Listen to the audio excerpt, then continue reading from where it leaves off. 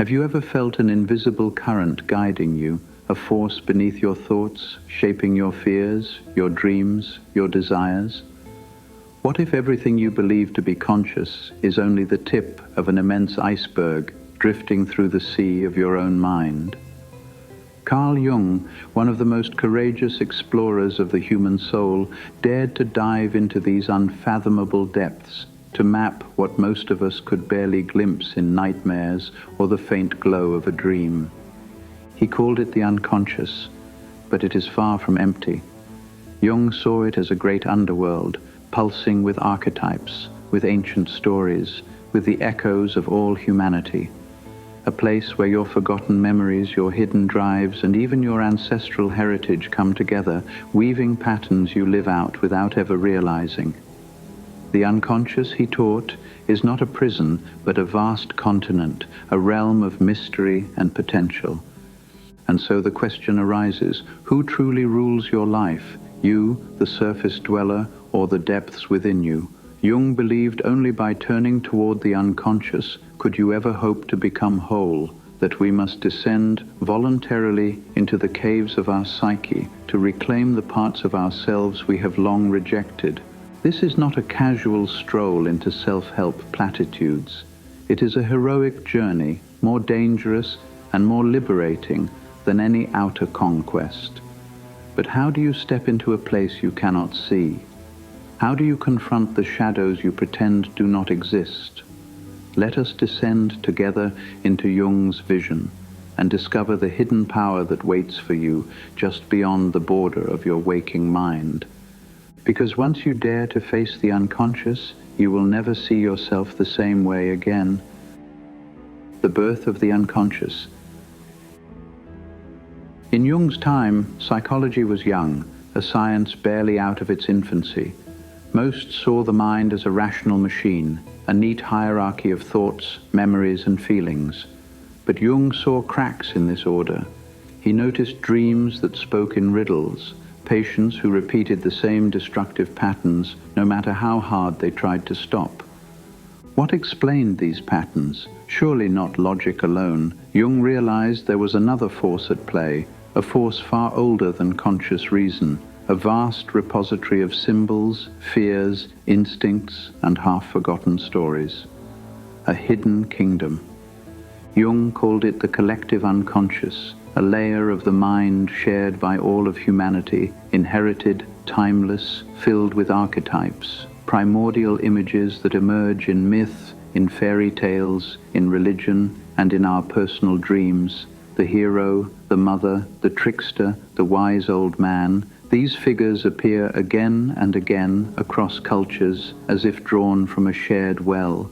And what is an archetype, if not a fragment of truth so powerful it cannot die? Jung saw that we each carry these deep images within us, waiting to be awakened. They color our relationships, shape our goals, and whisper to us when we lie awake at night. This is why he believed the unconscious was not just a trash heap for forgotten memories, but a living, breathing force, creative, dangerous, full of energy. To ignore it was to be ruled by it. To confront it was to reclaim its immense potential. But what happens when you awaken these archetypes? When you discover you are more than just your conscious thoughts? Jung believed it was then you might begin the greatest adventure of all. The shadow beckons. If the collective unconscious is a shared tapestry of the human story, then each of us also holds a personal darkness, the shadow. Jung described the shadow as everything about ourselves we do not wish to see, the envy, the rage, the cowardice, the impulses society taught us to reject.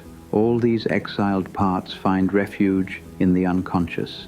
At first we deny them, we project them onto others, seeing evil only in our enemies, never in ourselves. We scorn the liar, ignoring the times we lied. We despise the coward, never admitting our own fears. The more we repress these truths, the more the shadow grows, wild, irrational, threatening to break through our carefully constructed identities. Jung did not tell us to destroy the shadow, but to face it, to see it as a mirror, because what we bury, we grant power over us, but what we integrate, we can transform. Imagine standing before the parts of you that terrify you most, your jealousy, your failures, your hidden lust, your fear of inadequacy, and embracing them as yours. Not to indulge them, but to recognize them as part of your story. In doing so, you gain strength, you gain humility, you become whole. For Jung, this was the essence of becoming an authentic human being, to own our darkness, not to pretend we are light alone. But if the shadow is the gatekeeper, what lies deeper still in the unconscious? What is the prize waiting in the labyrinth once we have made peace with our darkness? The anima and animus, inner soulmates.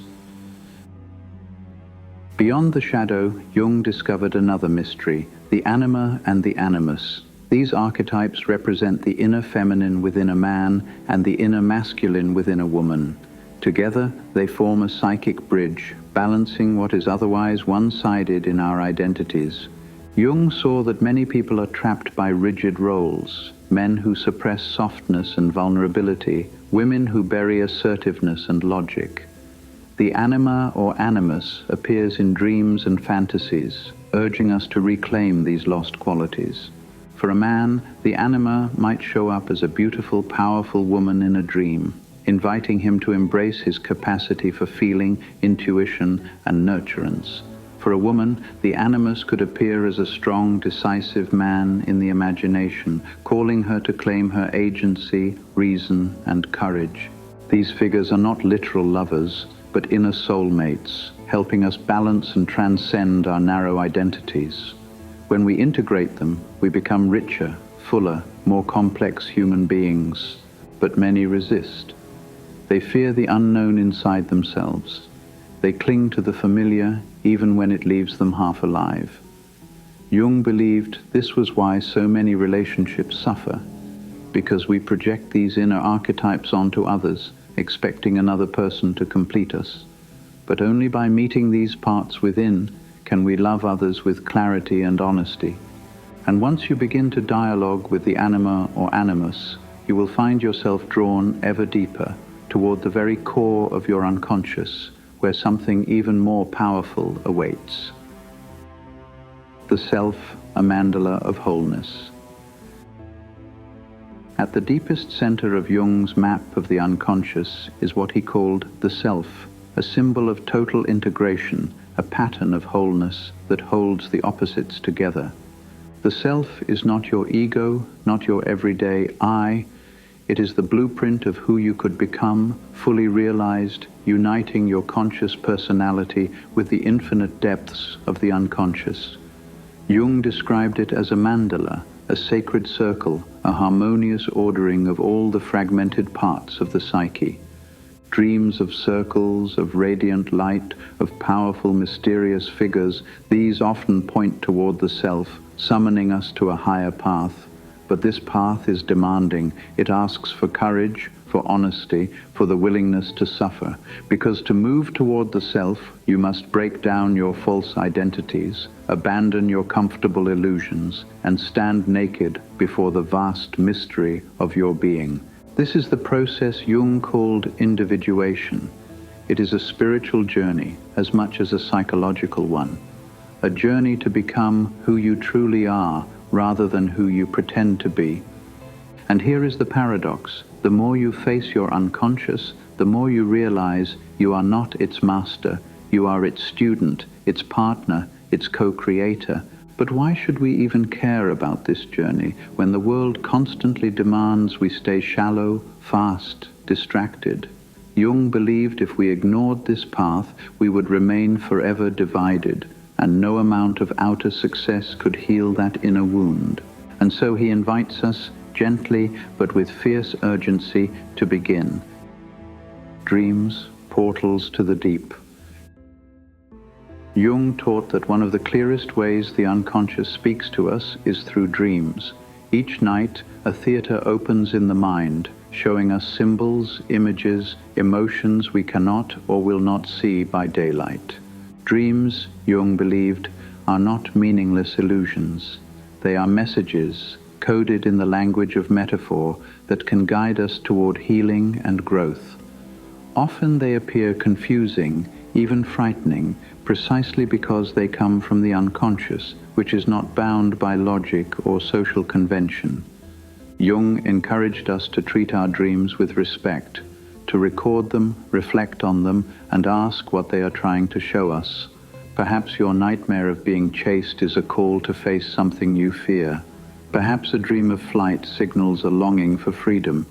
Of course, dreams rarely spell things out clearly.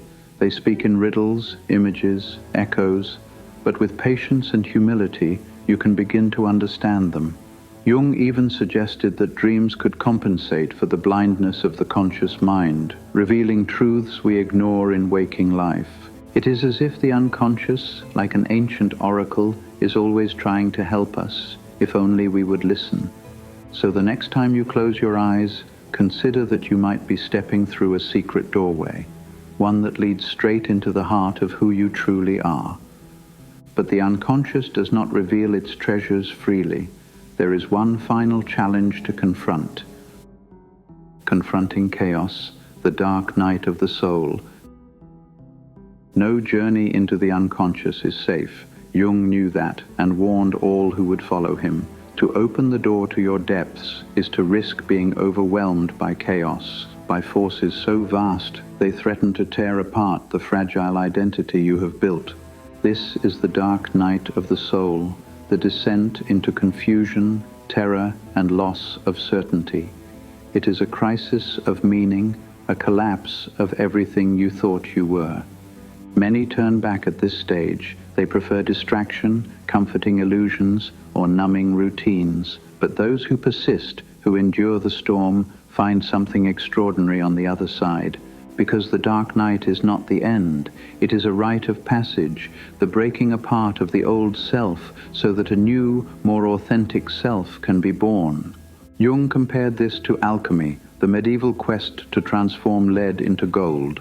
The lead is our unconscious material, heavy, dark, crude. The gold is a purified, integrated self, shining and whole.